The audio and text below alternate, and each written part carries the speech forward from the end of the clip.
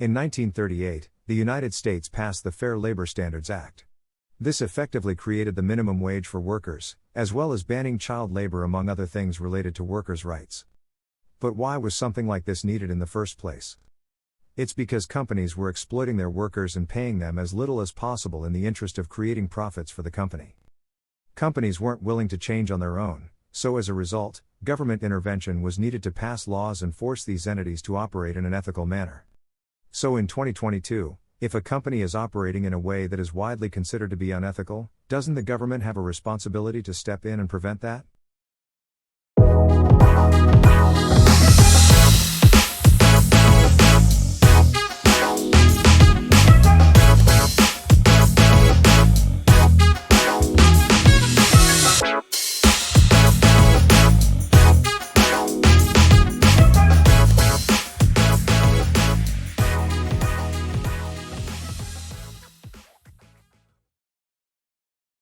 When it comes to microtransactions in video games, there are a wide array of public opinions. Some people aggressively despise them, while others just find them a mild annoyance. But gamers all seem to agree that the kind of microtransactions found in modern games are at best extremely greedy and at worst they are designed to exploit and take advantage of their player base. Lazy DLC, early access, pre-order bonuses, loot boxes, confusing currencies, unnecessary time gating, and straight-up pay-to-win features have all been used over the years to squeeze more money out of players. These practices are dishonest, not consumer-friendly, and above all else, they are unethical. I think it's important to call it what it is. Taking advantage of your consumers using psychological tactics is both exploitative and unethical. But despite how well-known these tactics are, it's been unfortunately proven over the years that gamers will buy into these monetization practices.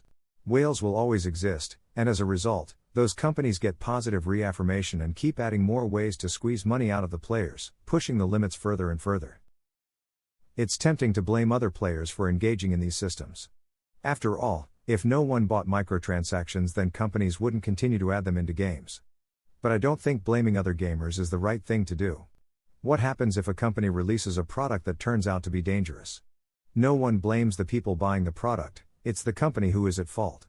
Or what happens if a company uses unethical practices to drive down the cost of running its business while increasing profits?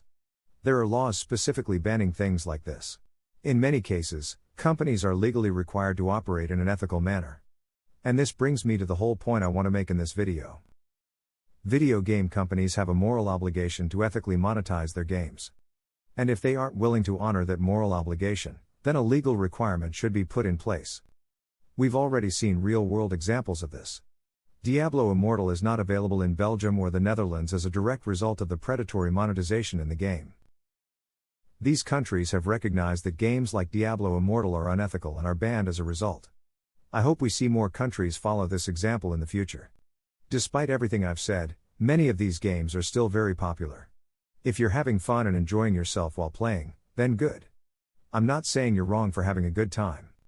All I'm saying is that these games would have been even better without the microtransactions.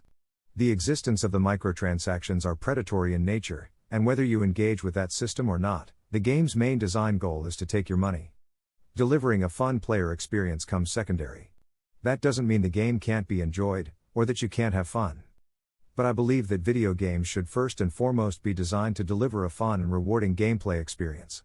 If nothing changes, then games will continue to be developed specifically as a way to extract money from the players. I think we gamers deserve better than that. And we deserve better than what we're currently getting.